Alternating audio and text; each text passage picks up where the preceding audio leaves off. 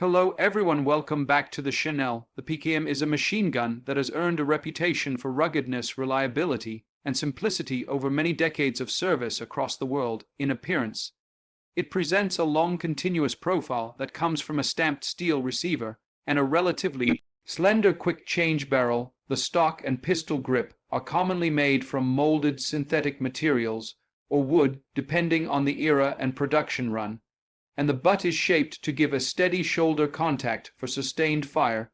The feed tray sits on the right side, and the belt feed mechanism is obvious even to a casual observer with its open-top receiver design. This openness contributes to easy clearance of jams in combat conditions, while at the same time exposing the feed path for rapid assessment by an operator. The bipod is mounted forward almost at the muzzle end of the gas system, and folds up neatly against the barrel assembly. The sights are practical, rugged, and fully mechanical, with a front post and a rear sliding aperture for range corrections. There are simple mounting points on the receiver top to accept optics adapters on upgraded examples, and several common mounts exist that allow modern optics to be fitted without major modification. The overall finish is utilitarian with limited cosmetic flourishes, reflecting its role as a tool of battle. Rather than a collector piece, the silhouette is instantly recognizable, and its combination of metal stamping curves and flat planes gives it a raw functional beauty that tells you at a glance that it was built to be used and maintained in the field. Inside the mechanism, the design philosophy favors a small number of robust parts and a straightforward long-stroke gas piston system. The bolt locks on lugs and cycles with simple geometry. The internal arrangement emphasizes serviceability and tolerance to dirt and fouling over precision. Tight tolerances on performance. The PKM is designed around a full-power rimmed cartridge that gives it substantive kinetic energy at combat ranges. This cartridge provides strong penetration and good performance against light barriers when compared to intermediate rifle rounds.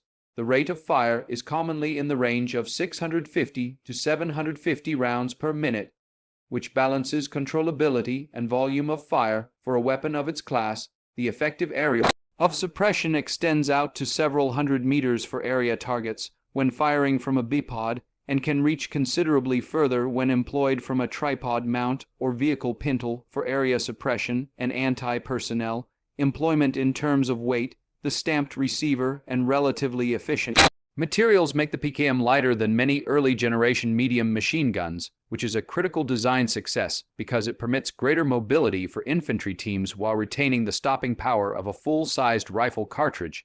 The sheltering and cooling features of the barrel and engagement surface geometry were tuned so that sustained fire is practical without the barrel overheating as quickly as would be the case on some lighter craft built for different cartridges. Reliability is a headline feature of the PKM. Many forces prefer it for that very reason, because it will function in sand, mud, snow, and rain with a lower incidence of stoppages than many other contemporary designs. This reliability simplifies logistics and reduces the training overhead associated with meticulous cleaning and maintenance regimes. The feeding mechanism is generous and forgiving, and belt links or ammunition feed can be managed by trained crews to maintain high rates of sustained, accurate area fire.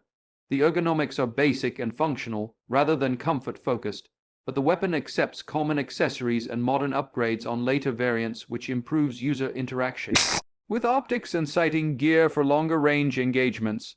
The combination of power, portability, and proven durability defines its performance envelope and explains why it remains in service in many places around the globe. Safety on a weapon of this nature is both mechanical and procedural. The PKM includes a mechanical safety selector that prevents the sear and trigger components from actuating unintentionally when the unit is not set to fire. This physical blockade is essential, but it is only one layer of safety.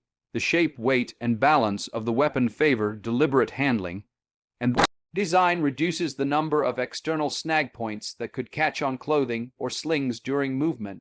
Modern users emphasize safe handling drills, the use of retention slings, and secure mounting when the weapon is transported on vehicles or carried by dismounted troops to minimize the chance of negligent discharge. The simplicity of the action, while beneficial for reliability, also functions as a safety advantage because fewer complex components mean fewer modes of failure.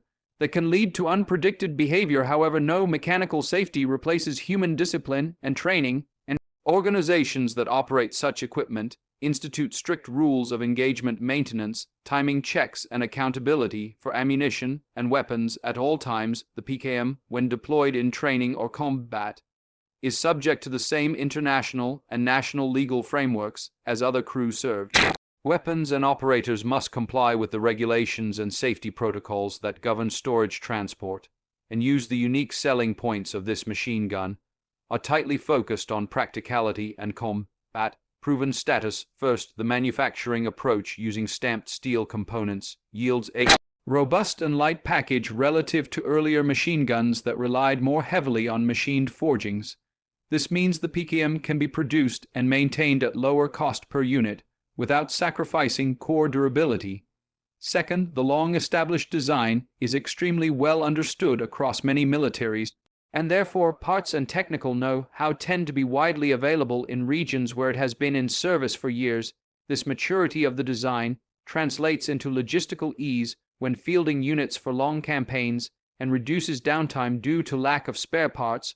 The third point is mobility. For its caliber, the PKM offers a high level of firepower while remaining light enough to be repositioned quickly by a small team. This enables tactics that rely on shoot and scoot doctrine or fluid defense and attack postures in the context of mobile infantry operations. Another advantage is the unit level versatility. It functions effectively from a simple bipod for dismounted use and adapts to tripods, vehicle mounts, and improvised platforms while still maintaining consistent ballistic performance. The weapon is also tolerant of a wide temperature range and environmental conditions, which make it suitable for widely varying theaters of operations, from arid deserts to high mountain ranges and humid coastal areas. Finally, its proven combat record serves as an endorsement in itself. Forces and groups that prioritize tested, dependable tools often choose this machine gun because its historical performance reduces uncertainty in high-stress environments. When discussing price, it is critical to emphasize that the monetary figure is shaped by legal frameworks, political contexts, and condition of the weapon.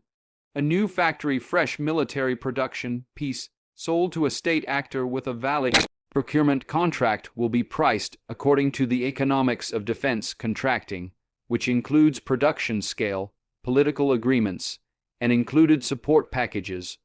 Older surplus examples that surface on secondary markets are subject to significant variance in price depending on provenance, paperwork, and the importing nation's legal position. Some regions enforce strict prohibitions on transfer of fully automatic crew-served weapons, which drives prices on legal, transferable examples dramatically higher due to scarcity and layers of certification and tax obligations. In markets where transfer is possible intact, original examples may trade for multiple thousands of units of currency, while heavily worn or incomplete examples that require replacement parts will fetch dramatically less. Civilian legal, semi-automatic replicas and reproductions that capture the look and some handling characteristics while being compliant with local statutes are more widely available where permitted, and are priced according to the civilian firearms market, with the additional nuance that compatible ammunition and maintenance support may be different from military supply chains. For a prospective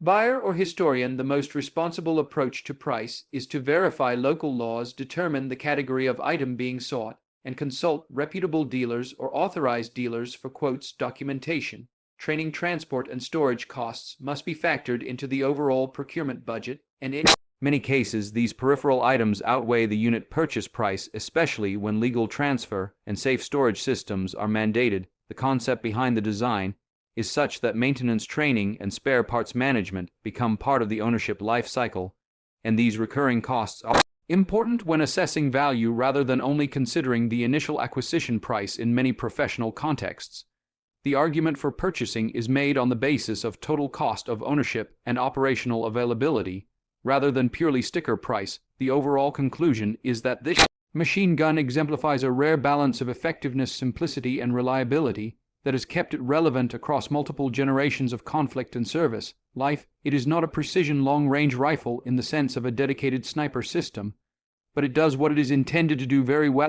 which provides sustained, accurate area fire at a range that suppresses enemy movement and supports infantry maneuvers. Its lighter weight relative to the power class it occupies makes it attractive for maneuver-oriented forces, while its simplicity reduces the training and logistical burden on units that must keep systems functioning in austere conditions. From a historical perspective, the design is worthy of study because it demonstrates how clear, pragmatic design choices can yield a tool that outlasts many more complex contemporaries. The safety implications are straightforward and emphasize disciplined handling, secure storage, and formal training, and no description of the weapon should be taken as an endorsement of misuse or negligent operation. Enthusiasts, historians, and professionals who wish to learn more should seek out authorized literature, museum examples, and accredited training bodies to expand their understanding in a lawful and safe context. In summary, the PKM remains a relevant and in many theaters a preferred medium machine gun because of its rugged stamped design, user-friendly maintenance profile, and capacity to deliver sustained firepower while remaining mobile. The essential characteristics are power, portability, and proven reliability, and those are the three factors that continue to inform its use and acceptance across diverse armed forces and environments. When evaluating the platform, consider the legal environment, the availability of spare parts, training, and the practical aspects of storage and transport. The story of this weapon is a case study in functional design, meeting real-world needs, and in appreciating that sometimes the most impactful engineering decisions prioritize durability and serviceability above complexity and ornate features. If you are researching the weapon for historical, technical, or professional reasons, consult primary source manuals where available, academic analyses, and accredited military historians for deeper context. This narrative is offered as a descriptive overview intended to inform and to encourage responsible study and legal compliance rather than to instruct on operation or modification of firearms systems.